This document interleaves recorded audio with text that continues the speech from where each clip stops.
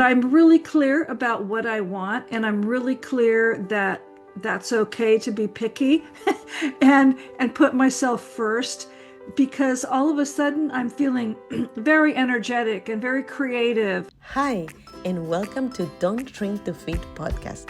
This podcast is all about you and all the courageous, driven women like you. We are here to inspire, to empower, to share, and to embrace one another.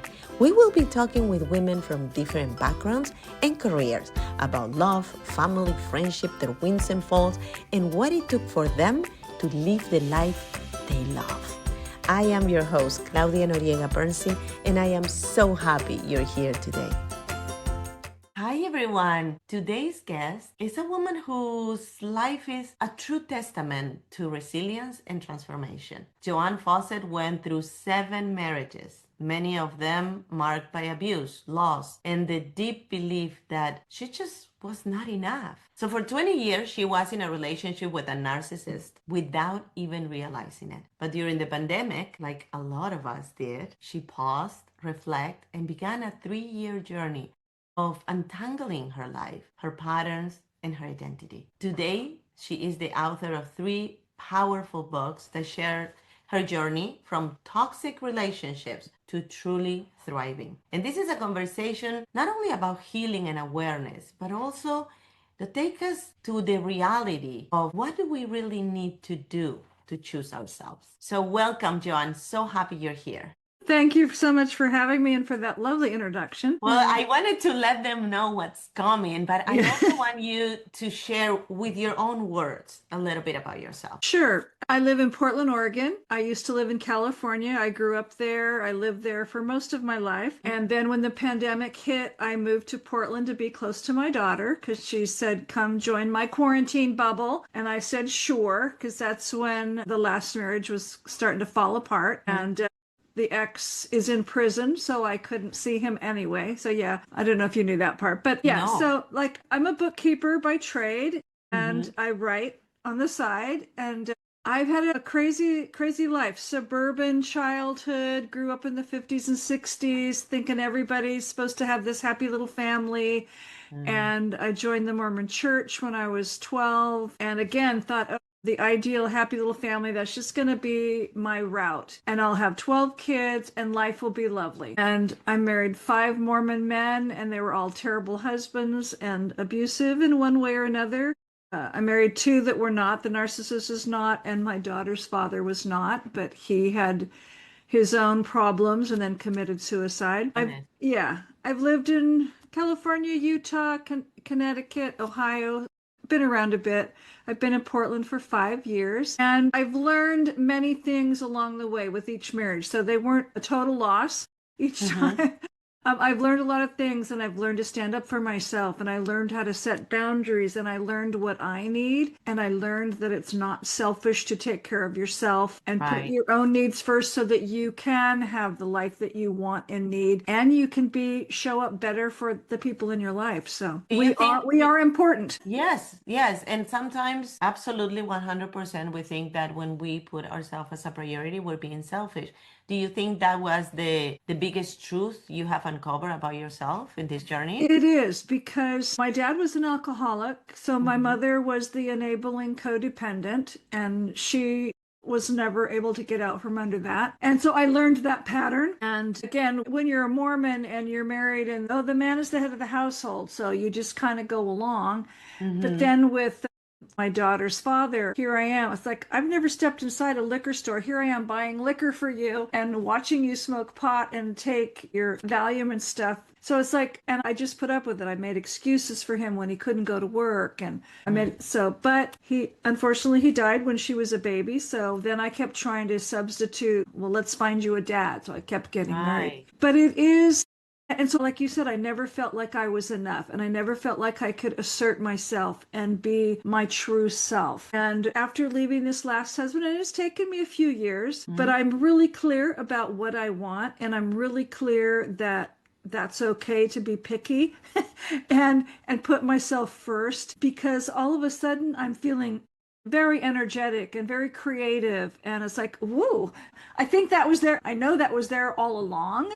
but I couldn't be that person. And now it's like, oh, I'm 71. I'm doing great. I love my life. And and it's like, woo. And I've written these books about my healing journey, and now I'm starting to like write other stuff and feel very creative. And that's an amazingly wonderful feeling. Well, it's an amazing outlet too. And there's a lot of people who are not very fond of journaling, and I don't think journaling is for anyone, but I think unloading your emotions and really either writing them down or recording them or saying them out loud is what is going to really start this journey of healing, because we have to acknowledge first. We have to really pinpoint, okay, this is what's holding me back. And you said that for the longest time you felt you were not enough. What was, if you can remember, a moment when you said, wait a minute, this is just not working for me? That's a very clear moment. I went to a psychic development workshop right before the pandemic shut down. For some reason, that was a week. Well, I went to the workshop instead of visiting the ex. And at the end of the workshop, we did an exercise on cut the energetic cord with something in your life that you need to release. And I didn't think to myself, well, I need to get a divorce. I just thought, well, the way the relationship is not working. And it took me till my 60s to realize my needs are not getting met. Let's do something about that. And so we went through this exercise. I cut the cord, and that was the moment. It's like I could say, it's not working for me the way it is. Now, he didn't like me telling him what I thought was wrong with it, but that's a part of the story. But I was very clear. It's like, I have to change the way things are. And I started having the strength to do that, and started having the strength to tell him, it's like, well, this and this and this aren't working for me. So what I hear you say is that first you kind of realize what you needed to be happy. Right. Then you set your boundaries, and then you communicated to him, okay, these things are no longer acceptable.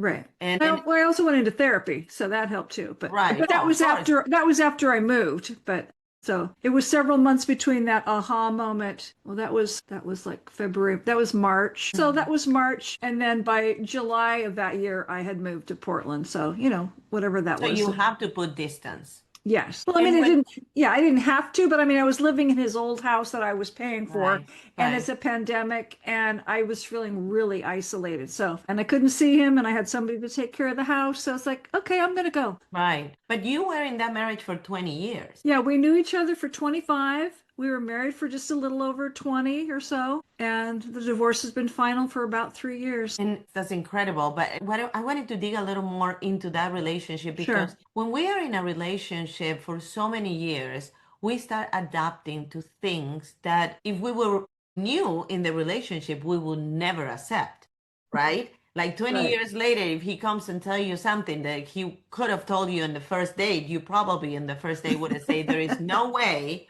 I'm going to spend 5 more minutes with you. So it's a process, right? It is. And we get accustomed. I always say, when you leave in the garbage, it doesn't stink anymore. We get used to the smell, and then we think it's normal. So what were the signs for you to realize this is a narcissistic person? He's never going to meet me halfway. He doesn't really see my needs. Where did he do something like radical for you to start noticing those patterns? It wasn't really radical. He was an only child, and he was a military hero. I always knew he was a spoiled brat. But he's very charming, and he's highly educated. So I loved the intelligence, and I loved his storytelling, and I loved hearing about his experiences, and I loved that he served the country, and he did these really cool, weird things in the military. And so I was all in, and he always thought he had great ideas, but he presented it in such good things. It's like, go live in the house. I'll get out of prison eventually, but he never will.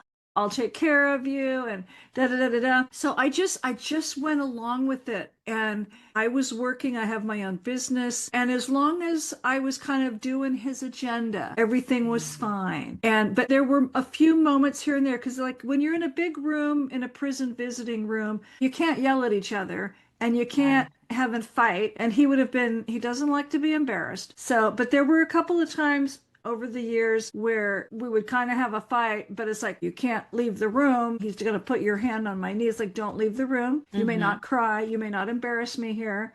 Like, So it was just kind of an accumulation of things. And I think as I started accepting my own intuitive abilities and really was tapping into a lot of that, I was allowing myself to see, oh, maybe things aren't so great.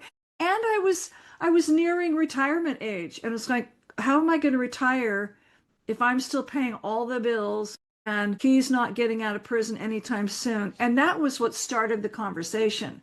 Right. And it's like, well, I'll start thinking of things. Well, the plan never gelled. I never saw any money till a year ago. And Right. it was just basically reimbursing me back for all the 100 grand or so that I put into his house. So Oh, wow. it was a combination of things. And then when I did start voicing my opinion, or like, this isn't working for me, because we couldn't even, that first year we couldn't see each other, and it took them months before they set up a video call set up Mm-hmm. at the prison.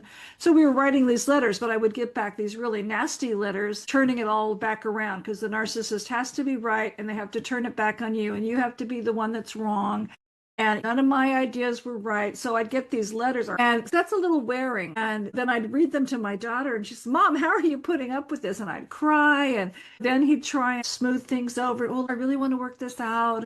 And then I saw him, like, right when we decide, it's like I knew when it was time to get a divorce. I had the chance to go spend a couple days with him, and it's like, because he could never tell me, like, it's like, why do you like me? Why do you want to be married to me? Because for Mm-hmm. me, it seemed like he just needed a wife, because it's better for you in prison if you have a wife. And but it was like he could never tell me why he liked me. It's like, that's pretty odd. You don't know why you like me after 25 years? Well, a guy just doesn't say those things. And it's like, well, why don't you want to make out with me?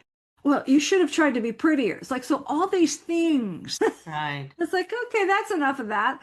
You And know, it seems like he was trying to continue that conditioning of patriarchy mentality with you yes, yes, without taking in consideration what was that you needed to be. right.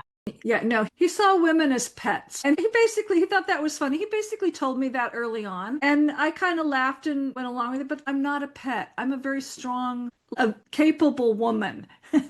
It's like, you don't think you're going to just put me on a budget when you get home and you're going to start taking, it's like, okay, I'll give you an allowance and this is how it's done, and the man runs everything and you can have an allowance to run the house. I go, yeah, I'm a bookkeeper, that doesn't work for me. Wow. But you said that it took you 3 years to untangling the process that you were in. You were pretty much in the middle of that conditioning and that way of living. So how did you started doing this process or going through this process that gave you that much clarity? Again, when I moved here, I was walking in the neighborhood and I saw a sign for who became my therapist. And there's a woman who specializes in helping people that have been in narcissistic abuse situations. Mm-hmm.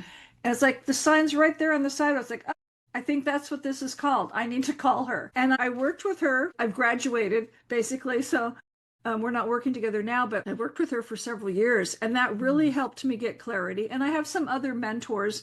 And finally, I could talk to my daughter and my sister about what they saw, because I couldn't hear while I was Right. what they saw. Mom, we just wanted to shake you. It's like, I wish you would have, but you can't hear that. Hi, friends.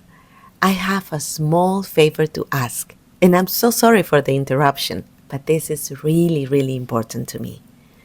As many of you know, Brighter Days was truly a labor of love.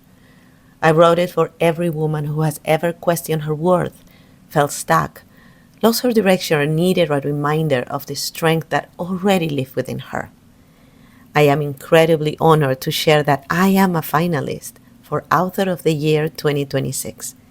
If my book, my podcast, my coaching, or anything I have shared has touched your life in any way, I would be so grateful if you vote for me. The voting link is in the description of this show. Every vote matters, and every vote helps me continue spreading this message of hope, healing, and empowerment to more women around the world. Thank you so much for being part of this journey and for believing in me. Your support means more than you know. Now, let's continue helping women remember that they never have to shrink to fit again. Thank you so much, and let's go back to the show. when You are in the abusive relationship, all your energy is into covering up, not into unfolding or discovering or getting clarity, because you need that approval from your partner, or you think you need that approval from your partner. So you're going to try to fix the relationship. Seeing what's not working is not going to fix the relationship because it's going to aggravate your partner. So I can understand why you were in that position to try to fix it instead of getting out of it. Yeah, because go ahead. I was going to say, well, who wants another divorce? I'd already been divorced a million times. So it's like, I don't want another divorce. I don't want another bad marriage on my record. But here I am, and I'm okay with it now. But it was like, it took a while because we were going through the ups and downs of, well, maybe we can resolve it. But then we'd discuss an issue and then he'd throw it back in my face. And then something would happen. He lost one of his kids fighting in the Ukraine war when in the earlier days. It's like, so now he's got to grieve. It's like, okay, I understand grief, but we've got this situation happening and I need answers about certain things. I can't keep waiting. And it's like, and then he kept leading me on about a way he was going to come up with some money to help pay for the house. And it's like, all these things turned out to be lies. And so you start seeing through the lies and it's like, how long do I have to wait for this information? And again, it was like when I would say, you're not always right. I'm always right. Everybody loves my answers. I go, no, they just put up with you, basically.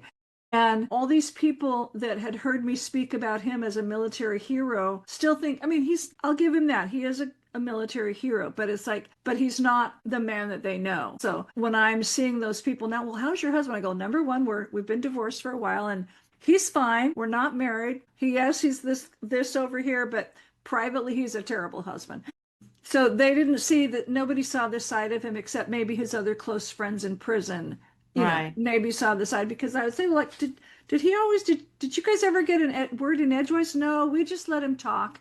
It's like, oh, I see. But I would bring up these things that would, okay, well, this and this, and like the house and the money and my writing projects. It's like, well, you published your book and turned your back on my projects, and you started your business in my house and turned your back on my projects. Like, my business is paying all the bills. So it's like everything I tried to bring up, it just got turned back in my face. And so that, that takes its toll. It seems to me that he was dismissing everything that you will bring to the table. Exactly. And there was no way he was ever going to believe in or accept an equal partnership.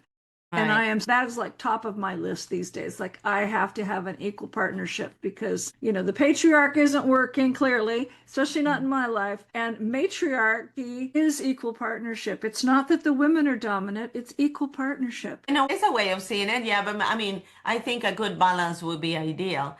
When you talk about thriving, what do you think is the difference between surviving and thriving? At least how is it that showing up in your life? Well, because I'm doing self-care things that I like, and I'm walking pretty much every day. I love that. And I have a great neighborhood for that.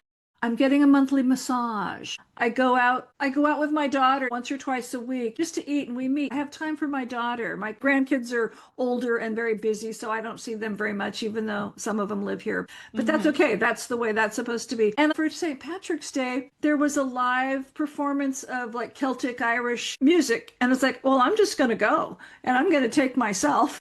And so I'm taking myself on little dates, and I belong to a writing community, and I'm meeting people that have similar interests. So, and like I said, and all of a sudden these creative have more energy, and I'm feeling much more creative. So I'm allowing myself for those things to happen, whether I have a partner or not, because I want to be the best version of myself. And thankfully, I was able to get paid what he owed me. So that's, helped me be out of debt. And I go on vacations now once or twice a year. And I spend time with my older sister and her family. I'm doing fun things that I really couldn't do a lot before. Right. You're taking care of yourself. Yes. And I was always going to see, I was really I didn't realize how isolated I was by being married to him, because I was also working and going to see him. So.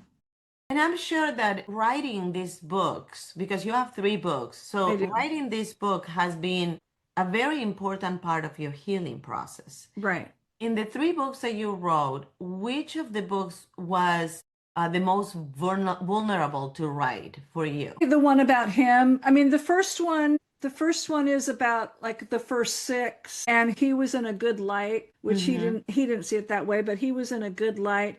And then it was about how I changed my life in my 40s and stuff. The second one was all about him. So number one, it was felt very vulnerable because I was rereading the letters he wrote me over 3 years and all the harshness. And then I used them as quotes in the book. So it's not like I took words out of his mouth and made up what he said. I had written proof. So that was very vulnerable to have to go back and read it. But I had to read it several times. I worked with a book coach. We worked through it. And so I had to relive some of that. Right. So that was very vulnerable, but it was also very healing at the same time. And then getting paid finally, like probably 2 years later, that was another piece of closure, which was really fine. And I don't talk to him. I haven't talked to him since April of 2023, right when we were getting our divorce. So it's like, I don't have to talk to him anymore.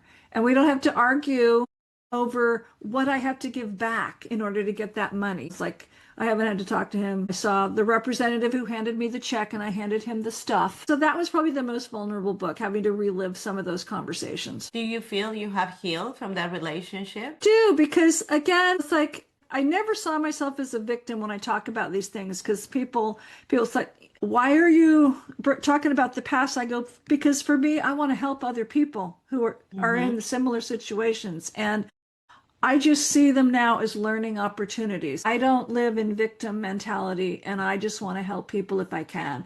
And I want to encourage men and women, because men have been married to not so great wives. And I've met several people, men who have been married to narcissistic wives. So it goes, there's toxic people everywhere, but I just want to help people. I want them to know that they can find the strength and the community to help them. And there's people out here who can help them. And there is a way out of those. Even if you can't leave, there's ways to find inner strength until you can. So. And what do you think it will be the first step for somebody that is stuck in a relationship with a narcissist, again, doesn't think they have the strength? Also, religion has a lot to do with it. I mean, you were married with this man before you were with this one, and they were all Mormons. So you're trying to look your happily ever after within the conditioning that you have from your parents and your grandparents. But I think it took a moment for you to realize that maybe the religion or the structure of your religion wasn't supporting that vision that you had for yourself. Right. I mean, I know several Mormons who are happily married, and that's great. For me, number one, I always got married too soon. The hormones are rushing when you're in your 20s and 30s. I thought I needed a father for my daughter, but also they didn't really teach us, just find somebody in the church and live your little Mormon life and everything will be fine. But they don't teach you, it's like the importance of, let's talk about, are we on the same page of finances and child rearing and this and that and that. It's like, oh yeah, those are important things. And no, we don't agree on most of those. So just because you're in the same faith and go to the same church doesn't mean the marriage is going to be great. Right. So my first thing is like, especially if it's abusive, call the cops, because my church leaders were not going to do anything, but call the cops. And then get a therapist. And even if you don't think you can afford one time I had a therapist who was in her internship, so the rate was very reduced. So there are places to get mental health help. Yeah, you can. I think it's very important to ask for help. We don't have all the answers, and we don't know what we don't know until we know. And sometimes you are in these vicious circles where we're in an abusive relationship, and we convince ourselves that it's okay just because you're not getting slapped. But emotional abuse is as bad as physical abuse. You don't see the bruises in the outside, but you have to live with that pain every day of feeling not enough, of feeling that you're not worthy of having the life that you perhaps are dreaming about every day, but you don't see it available for you. And most of my marriages, the abuse was not physical. It was emotional and financial and verbal. So there's a lot of ways to inflict pain on somebody. But get a therapist, because I only did that a couple times, but the therapy, especially this last time, was really helpful. And it's so exciting to see. My therapist just loves hearing all my good news these days. Well, it's very important to celebrate our wins. I mean, we give evidence to our brain that not everything that is happening is a negative, and then we are able to create that life that we want. And I think you're a good example of that. You left all those beliefs behind, and now you're living the life that you wanted to live. I wanted to ask you, where can they find find your books? Okay, the third one is not out yet. It's coming out in June, so it'll be on Amazon and all the normal places. The other two are on Amazon and on my website, which is just my name, joannfawcett.com, and I'm on Facebook and LinkedIn and Instagram, all that stuff. So they can come right to me. And I'm updating the Prince Was Wrong, the book about the narcissist. I'm updating it with a second edition on including the happy ending about the money piece. So, there will be a new edition in a few months. So, yeah, it's available, and they can email me if they're having a hard time finding it. And also you can go to bookshop.org and have somebody order it for you. That'll support your local bookstores, or your indie bookstores. So I'm pretty available, and they can always email me and ask me more. Links. I also want to remind everyone about my newsletter. They can register there. And every time I upload an episode, I talk a little more about the behind the scenes, things that we talked probably before the show. And I have the links for the show, and I recommend books. So I will have also the link for your book. Great. I wanted to ask you one last question, Jo Ann. Sure. If you can go back in time 20, 30 years from where we are right now, what would you tell that version of yourself? I would tell myself, I learned from one of my great grandmothers. Her father told her when she was leaving Germany to come to America, you are a person and you are worth something. And if somebody had ingrained that in me, that would have been so precious, and also that we can change our lives at any moment for the better. So don't be afraid to stand up for yourself and change your life, and just know that you are important and you're worth it. You're worth it to take good care of yourself and take care of yourself and your kids and do whatever you need to do to protect you and them. Absolutely. And you don't need to know. The how would unfold in front of you as long as you're clear about not wanting the life that you are living at that moment. I think that will be the first step. Right. Thank you so much, Jo Ann. This was a pleasure having you here. I hope if anybody, unfortunately, is going through something like you went through, they see hope in listening to you. They buy your books and they can find some answers there. I really appreciate you being here. Thank you so much. It was great. Thank you all for listening to the Don't Shrink to Fit podcast. If you like this episode, please write a juicy comment below and subscribe to my podcast. Remember, we can only fly if we embrace each other. Until next week, be happy, be safe, and be kind to yourself.